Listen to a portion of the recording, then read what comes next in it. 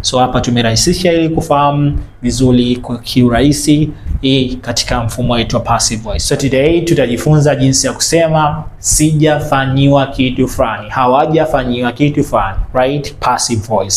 Hawajahamishwa, hawajaambiwa, hakijatengenezwa, right? So kama unataka kusema sijafanyiwa kitu fulani, we use it this way. So this one is statement form, mfumo wa maelezo, and this one is question form, mfumo wa maswali. So kama unataka kusema sijafanyiwa kitu fulani, sijaambiwa, sijaandika, sijaajiriwa, use this way. I and they we use without the have. He and it we use it without the has. We add not. After adding not, we take a word been, right? I have not been, we have not been, they have not been, it has not been.